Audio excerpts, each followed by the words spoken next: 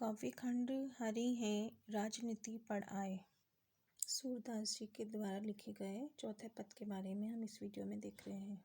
सूर सागर भ्रमर गीत उद्धव के द्वारा गोपियों को योग संदेश चौथे पद में हम पढ़ रहे हैं। इसकी सर्वप्रथम हमें प्रसंग लिखना है, फिर व्याख्या करनी है, फिर विशेष इसको पूरा करना है, तभी हमारे इसमें अंक अच्छे आएंगे। हरि है राजनीति पढ़ी आए, समुची बात कहत मधुकर के, समाचार सब पाए। इक अति चतुर हुते पहले ही, अब गुरु ग्रंथ पढ़ाए। बड़े बुद्धि जानी जो उनकी, जोग संदेश पठाए। उधो भले लोग आगे के, परहित डोलत धाए। अब अपने मन फेर पाइए, चलत जू हेतु चुराए।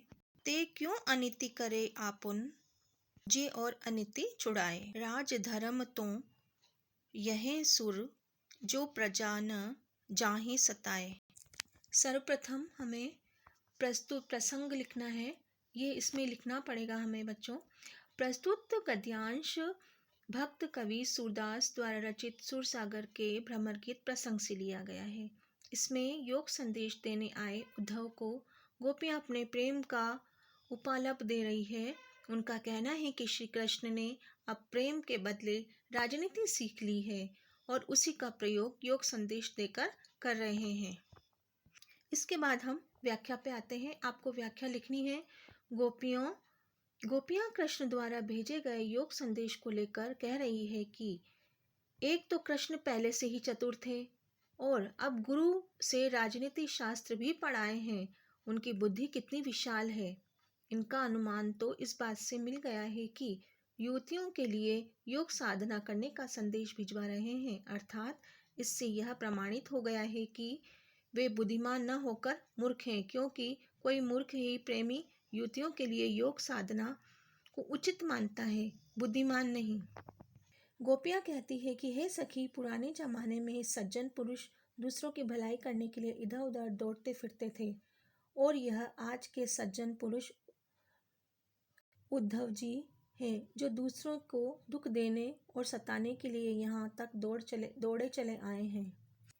हम तो केवल इतना ही चाहती हैं कि हमें हमारा मन फिर मिल जाए, जो श्री कृष्ण से यहाँ से जाते समय चुपचाप चुरा कर अपने साथ ले गए थे। परंतु श्री कृष्ण जैसे लोगों से ऐसे न्यायपूर्ण कार्य की आशा कैसे की जा सकती है।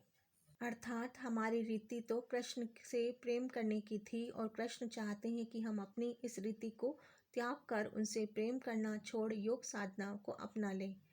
यह उनका सरासर अन्याय है। सूरदास के वर्णानुसार गोपियां कहने लगी कि हे सच्चा राजधर्म तो उसी को माना गया है जिसके अंतर्गत प्रजाजनों को कभी भी सताया न जाए। अर्थात कृष्ण अपना स्वार्थ साधने के लिए हमारे सुख चैन को हमसे छीने कर हमें दुखी करने का प्रयत्न कर रहे हैं। यह उनकी उसी कूटनीति राजनीति का एक अंग है। अब इसके अंदर विशेष आपको लिखना है। इस पद में गोपियों की वाक चतुरता की प्रस्तुति है, जिसमें से अपने मन को कृष्ण के वापस चाहती हैं। दूसरे वाक्य में आप लिखेंगे, ब्रजभाषा की सुंदर प्रस्तुति एवं भावों की सरलता व्यक्त की गई है। इसमें रूपक अलंकार एवं गेयता प्रस्तुत की गई है। ये हमारी चौथे पद की व्याख्या भी आज पूरी हुई है। आशा है कि आप लोगों को समझ में आएगा। वैसे आपके परीक्षा में ये शब्दार्थ तो नहीं आते हैं, लेकिन भावार्थ करने में आप लोगों की थोड़ी मदद हो जाएगी। इतना ही उनको मन चक्री, जिनके मन स्थिर नहीं रहता है, मधुकर, भोरा, उद्धव के लिए गोपियों के द्वारा संबोधन, हेतु थे, पठाए भेजा, आगे के पहले के, परहित दूसरों के कल्याण के लिए, डोलत आए हैं, घूमते फिरते थे, फिर से, पाई है, पा लेगी, अनिति अन्याय।